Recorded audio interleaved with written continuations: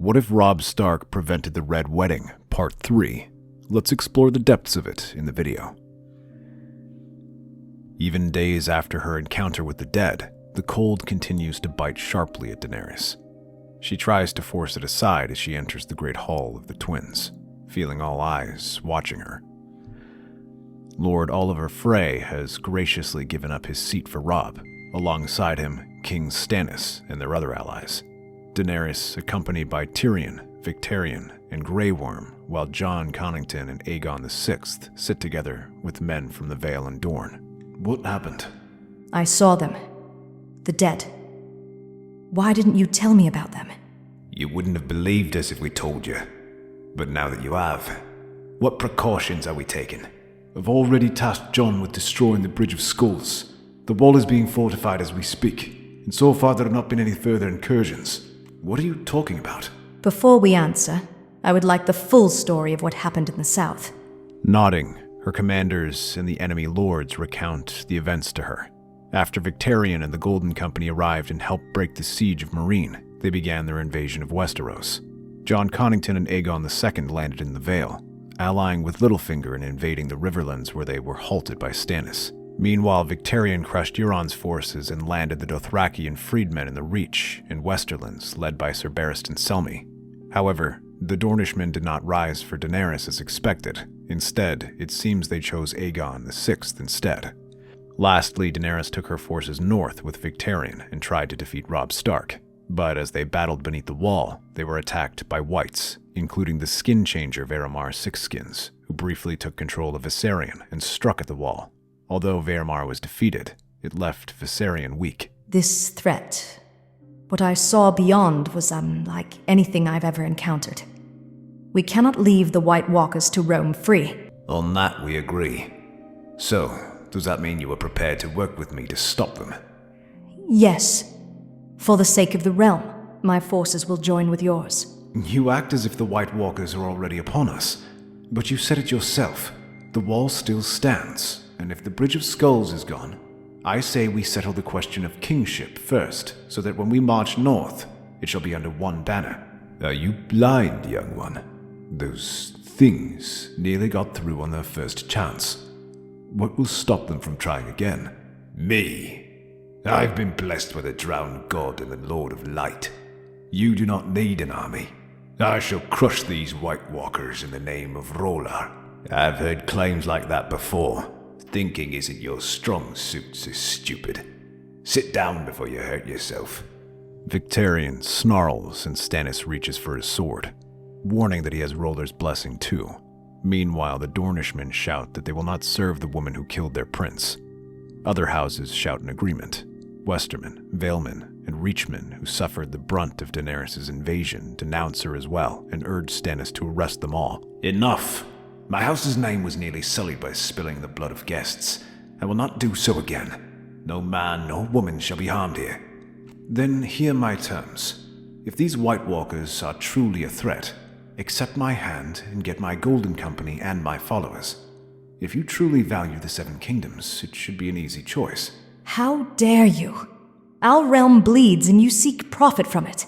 Propose that again and I will have Drogon burn you where you stand. If you will not march, then I shall do the king's work for him. The north shall have my own sullied, freedmen, and Dothraki. Aye, in my Ironborn, I shall gather my forces as well. As they depart, Jon Connington joins his young ward outside the twins. He senses an opportunity. Most of the lords looked unhappy with the prospect of marching with Daenerys' army. It seems Stannis' rule might be weakening. This offers a chance for them to find allies. The Westerosi lords, already furious at Daenerys' campaigns, grumble openly at the prospect of fighting alongside her marauding forces. Jon and Littlefinger begin working to exploit this weakness. They approach these lords and remind them that though Aegon took part in the invasion, his Golden Company largely maintained discipline, while Daenerys' barbarians and slaves burned and pillaged the countryside. The Dornish need no encouragement and join in this effort. They claim that under Aegon, he can send away Daenerys' army and control her. Slowly, several houses across the west defect to Aegon's army. Their priority, though, is to undermine Stannis. As he begins assembling his grand army, calling upon contingents from all across the Seven Kingdoms, he receives pushback from them. Many lords make excuses, while others refuse to answer, and some are actively hostile, raiding the territory of those who do not answer the call. As Stannis' army assembles, he is now faced with a difficult prospect. The north is distant and poor, making it difficult to resupply once he crosses the neck unless his rear is secure. This forces him to deal with these lords one by one to try and restore order, though it also prevents him from joining Robb's forces. Meanwhile, Littlefinger urges Jon Connington to join forces with the Freys and turn them over as it is a natural choke point. If they succeed, they can prevent Stannis from marching north, leaving Daenerys and Robb to face the threat on their own. If they fail, then Jon and Aegon are in the best position to halt their advance. At the Wall, Jon Snow oversees the destruction of the Bridge of Skulls and fortifies every castle along the wall. He gathers every able-bodied man the Night's Watch can muster, along with a contingent of northern and wildling troops sent by Robb, their faces pale with terror as they see the sight below. Below the wall, they see a mass of darkness directly below them. It initially seems like the haunted forest is overgrown, but in reality, that mass is thousands upon thousands of wights. For the moment, they cannot cross, but it is only a matter of time before they try again. In the meantime, they are to weaken their forces as much as they can. Archers rain down fire arrows, while rangers pour oil and tar to make them more flammable.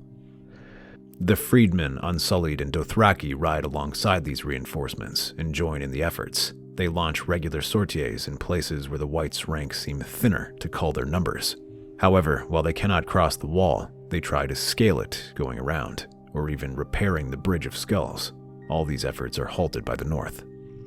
Victarion soon joins them, being stationed in the Shadow Tower as he watches the battle unfold. His job is to watch the sea and prevent anyone from swimming across, and to protect Victarion, who is still recovering from the warging. However, the real action is on the other coast, where reports from Hardhome claim the dead are stealing marooned Nightwatch ships. But as he looks on, he sees Rhaegal and Drogon ahead, patrolling the wall. Victarion bites his lip, longing to join them. His frustration is further fueled by the disdain the other lordlings have for him. While Daenerys trusts him well enough for this task, he can tell she does not take his boasts seriously. The others are even less subtle in looking down on him. Most regard him as more than a simpleton, trying to confuse him with their mockery. Others simply see him as a savage, looking at him with barely concealed disdain for his actions in the war. To them, his claims of being Azor Ahai are just boasts at best, or ravings of a madman at worst. For the first time, he begins to understand how his nephew Theon feels. But no man will be calling him a fool once he flies. Victarion stands atop his ship, gripping the Dragonbinder horn. The Ironborn looks on him with awe as he raises the horn to his lips and blows. The sound is overwhelming, a deep, resonant wail that shakes the ice and echoes across the frozen seas. The Ironborn tense, watching as Victarion lurches. They expect him to fall over dead, but just when it seems like he's about to fall, he instead throws his head back and unleashes a roar. Viserion, the white-scaled dragon, roars in pain and fury. He stirs himself from his slumber, roaring and blowing bursts of flame into the air. He tries shaking his head to fight the sudden surge of magic. Victarion locks eyes with the great dragon, and the two remain in a battle of wills until at last, Viserion submits to Victarion's will. He bows his head and allows Victarion to ride him. Once secure on his back, the dragon looks up into the sky and springs into the air. His wings spread out, and he suddenly soars through the sky, circling his small fleet as his warriors all cheer him on. He circles them 3 times before flying eastward towards Eastwatch by the sea. With the dragon under his command, Victarion Greyjoy flies to Eastwatch by the sea, the salty wind tearing at his face and the Dragonbinder horn still ringing in his ears. Viserion roars above the icy waves, its wings stirring up whirlpools in the frigid sea below. The dragon is his, and with it, he will carve his name into history. Ahead, the fleet of ships carrying the dead from Hardhome comes into view. Their hulls, blackened with frost and rot, seem to glide unnaturally over the water. The decks are filled with wights. the silhouettes of monstrous ice spiders and towering white giants.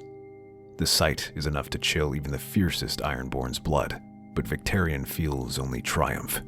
He raises his axe high, signaling Victarion to attack. The dragon descends like a storm. A torrent of flames erupt from its maw, washing over the fleet. The wooden ships ignite instantly, exploding into shards and sending wights screeching into the icy waters below. The Ironborn roar in triumph as the unnatural flames devour the enemy. I am Victarion Greyjoy, Azor Ahai reborn, and today the living and the dead shall fear me. He already imagines himself returning to Daenerys triumphant. This will surely make him the ruler of the Seven Kingdoms. But the air changes as he approaches the largest ship. A terrible cold sweeps across Victarion, chilling him to the bone. From its flaming deck, the Night King emerges, his pale blue eyes fixed on Victarion. With an intensity that pierces even the Iron Captain's confidence, Victarion urges Victarion to circle and finish him off. The dragon hesitates, its wings faltering mid-beat. It roars weakly, but no flames come. The Night King raises his hand, his pale fingers outstretched, and a deep, resonant hum fills the air. Victarion trembles, his mighty form swaying as his mind struggles between two masters. It thrashes in the air, flailing and nearly throwing Victarion off. No! Obey me! Victarion bellows, striking at the dragon's neck with the flat of his axe, as if to jar it free from the Night King's grip. Despite that, Victarion refuses to retreat. He leaps from his dragon's back and lands on the deck of the burning ship. Before charging, the Night King watches, impassive. The ancient foe moves with inhuman speed. A blade of ice, sharp as a winter gale, materializes in the Night King's hand. With one fluid motion, he steps aside and strikes. He manages to slam the butt of his axe against the Night King's chest again and again, though it hardly moves him. Then, with inhuman speed, his icy blade pierces through Victarion's chest. For a moment, he feels nothing but the cold, deeper and more absolute than he has ever known. His axe falls from his hands. The Night King's lifeless gaze meets him as the Iron Captain grimaces. He pauses long enough to pull the dragon binder from his side before kicking him off the ship. The last thing he sees is the drowned god's watery hulls. Victarion lets out a mournful cry, the sound echoing across the frozen seas as the dragon's wings fail. His body tilts, crashing into the icy water below with a thunderous splash. In the storm-lashed south, Stannis Baratheon tightens his grip on the fractured remnants of the Seven Kingdoms. His forces, wary from battle, follow the one true king as they march through the Reach, the Riverlands, and beyond. Most of these rebellions are small, but they are like flies, and each time one is crushed, another pops up. His retribution is harsh, but fair, dealing with any rebel lords with swift justice, either by beheading or, for particularly troublesome or cruel lords, being hanged over the pyres. While this puts fear in their hearts, Davos helps with their love, speaking to the small folk and promising to help rebuild however they can. While grumbling about delays, Stannis does not stop him and lets his hand work. The Westerlands are brought into the fold, knowing that they are already on thin ice. The Reach, though bloodied, falls under Stannis' banner, but the Riverlands remain divided, with houses teetering between loyalty and treachery. At the Twins, Jon Connington sees the chaos as an opportunity. He leads a strike team of men loyal to Aegon VI to the Twins and captures it. He uses the choke point to demand terms from both Stannis and Robb Stark. With the North cut, Connington believes he holds all the cards. His terms are bold, recognition of Aegon VI as the true king. But his efforts to win over the Freys are less successful. He promises them gold, a marriage alliance between them and the king, and new territories. While this might have worked for old Walder Frey, Lord Olyvar Frey holds to his loyalty to Robb Stark. While he feigns loyalty, he secretly plots to have this garrison removed. On a stormy night, Olyvar makes his move. He gathers the loyal remnants of the Frey forces, invites them to a feast in their honor, and says he will consent to their agreement. Just as his grandfather before him, he organizes a strike. But instead of guests and friends, Olyvar targets these invaders. Once he gets them nice and drunk, his men strike. Frey knights and men-at-arms burst in and begin slaughtering the guests as they eat and drink. Jon Connington jumps to his feet, but he is quickly mobbed by these men and dragged before Olyvar. The young lord stands tall as he declares the twins will not break faith with Robb Stark or King Stannis. Connington's protests fall on deaf ears, and his guards are stripped of their weapons. The Golden Company, deprived of their commander, is left leaderless. Word of the coup reaches Stannis at River Run by Raven. He studies the letter in the flickering light of his tent and rides hard to the twins with a small force. There, the first thing he does is thank Olyvar for his loyal service, but then gathers the prisoners taken, where he offers simple terms. Bend the knee to his command and join the fight against the dead, or face the fate of traitors. While Jon Connington remains defiant, most sellswords gladly bend the knee.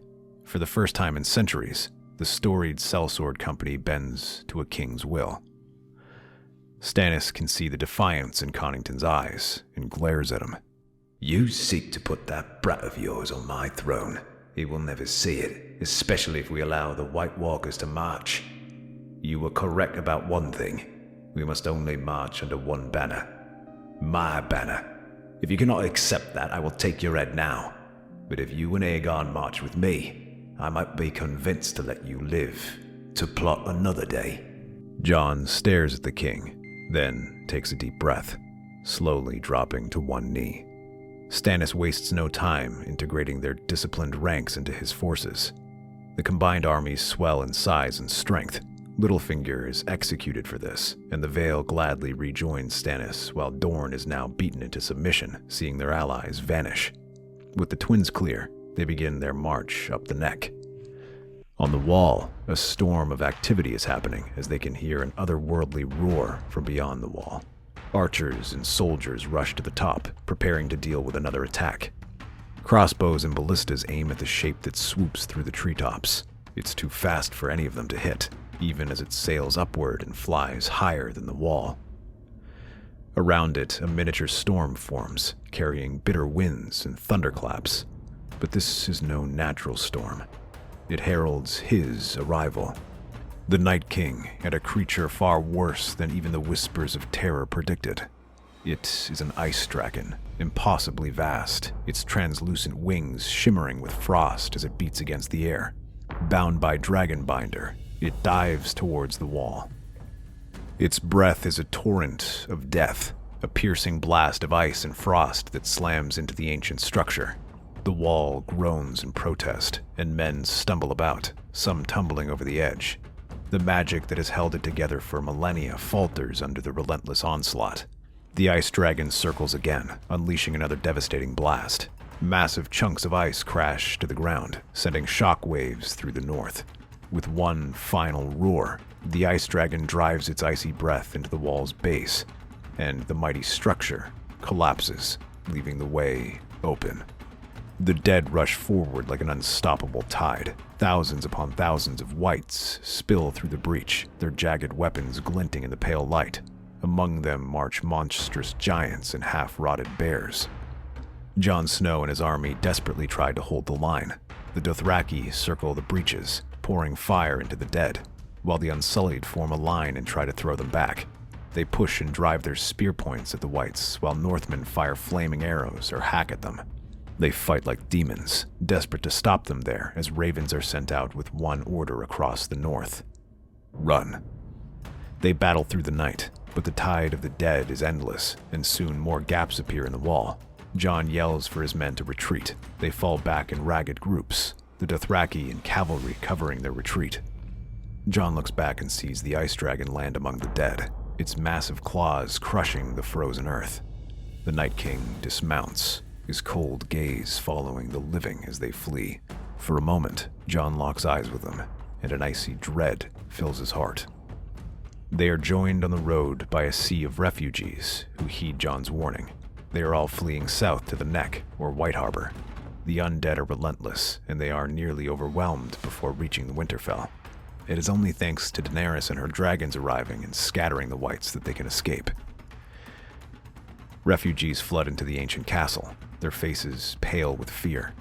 Meanwhile, Robb gathers his men, and Daenerys circles above atop Drogon. Jon moves among the soldiers, offering words of encouragement and readying them for the battle to come. The dead arrive in an endless wave, their numbers bolstered by the fallen from the wall and every village they pass on their march. The defenders fight valiantly, arrows and dragonglass cutting through the horde, but every wight that falls, 2 more rise to take its place. Entire units of men fight and die to hold the castle, whether they be Northmen on the wall, unsullied launching desperate sorties, or freedmen guarding choke points. For a few days, they manage to hold until they hear a roar from above. The ice dragon swoops down, its icy breath freezing the castle's outer walls and shattering defenses. Daenerys mounts Drogon and takes to the skies alongside Rhaegal. Flames erupt from his jaws and burn through the dead before facing off against the ice dragon. They collide midair, their roars splitting the sky and shaking the heavens. The ice dragon's breath coats the air with frost, sending ice raining down on the castle. Drogon and Rhaegal seem immune to it as they fly forward. It rakes its claws against Drogon, while Rhaegal's massive bulk crashes into the ice dragon. The 2 beasts spiral through the storm. Drogon drops after them, striking where he can, while Rhaegal manages to slash his claws against the dragon. They claw and tear through the frozen flesh, ripping away chunks of icy scales and exposing jagged shards of its unnatural form. Drogon rears back, his wings beating furiously as he unleashes a torrent of fire directly across the icy dragon's face. The flames roar, melting through the frost and snow, and the ice dragon lets out a piercing scream that echoes across the battlefield. Its massive head snaps back, its pale blue eyes now searing with fury, as molten frost drips from its face. Wounded and blinded in one eye, the ice dragon veers off into the whirlwind. For a moment, there is quiet as they search for it. But as they spot it hovering above, Rhaegal surges forward in pursuit. Daenerys watches from Drogon's back, her heart pounding as Rhaegal closes the distance. But the ice dragon twists midair, its frosted wings slicing through the wind and releasing a blast of icy breath directly at Rhaegal. The frost strikes him mid-flight, coating his wings in a crystalline layer of ice. His movements falter, his once powerful strokes turning sluggish as the cold overtakes him. Before he can recover, the ice dragon lashes out, its claws raking deep into Rhaegal's side. Blood spills across the sky, bright against the storm's gray. The green dragon lets out a deafening roar of pain as his body begins to fall, plummeting toward the battlefield below. The ground quakes with his impact, sending waves of snow and debris into the air. He lies still. Daenerys watches in horror, her scream piercing through the storm. Fury and grief consume her. She leans forward on Drogon. The dragon responds with a roar of defiance, his massive wings carrying them back toward the ice dragon. His flames burn hotter than ever, ignited by Daenerys' grief and fury. When he closes the distance, Drogon avoids the first swipe and flies in close, unleashing another bout of fire. His claws wrap around the ice dragon and he flaps his wings, angling him toward the ground, where he tumbles with a deafening crash, crushing the nearest wights. Before the ice dragon can recover, Drogon plants his claws against its neck and unleashes another burst of fire directly at him. This time, he does not stop until it's gone completely. However, when they search for the Night King, he retreats behind his wights, who all rush forward, forcing Drogon to fly up before they are overwhelmed. The defenders are driven back, the dead surging into Winterfell's inner walls. Chaos reigns as soldiers and refugees alike scramble to escape. But then there's a sound in the distance. Stannis' army arrives like a thunderstorm, their banners snapping in the wind. The Golden Company and men all across Westeros charge into the fray, their combined might slam into the undead horde. Elephants trample through the wights, clearing a path for all men-at-arms to deal with the stragglers. They perform a phalanx and begin to push back as cavalry rush forward. At the front of this charge is Stannis, Lightbringer blazing brightly as he cuts through the undead towards the ruined gates. Behind him, Aegon VI rides closely behind as they see the courtyard of Winterfell is close by. While most of the fighting has spread out, a handful of figures remain in combat with the Night King. Robb Stark and Jon Snow attack him 2-on-1 as Longclaw flashes, nearly taking his head off, but the Night King moves like a creature from a nightmare, avoiding each attack and parrying their strikes with almost lazy grace. Seeing this, Stannis and Aegon VI rush forward with Lightbringer and Blackfire. Their movements cut through the darkness around them. Together they press the attack. Daenerys, atop Drogon, picks up a dragonglass spear and thrusts it out at him. The blade strikes him across the stomach just as Robb drives his longsword into his side. Aegon and Stannis both drive their blades into his heart, while Jon beheads him. The Night King shatters, his icy form collapsing into a storm of shards. The undead horde collapse around them, lifeless once more. The living stand amidst the ruins, their victory hard-won, but bittersweet. But what matters is the war is over. Seeing the devastation her war nearly brought, Daenerys opts to make peace with Stannis, deciding instead to return to Essos to rule her domains there. Aegon, for his part, is pardoned, but no longer welcome in the Seven Kingdoms. Stannis advises him to set sail as well, telling him he may carve out a kingdom in the Stepstones or the Dispute Lands, even letting him settle beyond the Wall if he wishes, but that he can no longer stay here. With the war done, the task of rebuilding falls onto Stannis, but his success in the war finally unites the realm under him, allowing peace to descend upon the Seven Kingdoms. That's our theory. Westeros is a land filled with exciting stories and possibilities, and we love exploring them. If you want to accompany us on this journey across the Seven Kingdoms and beyond, then please like, share, and subscribe to our channel.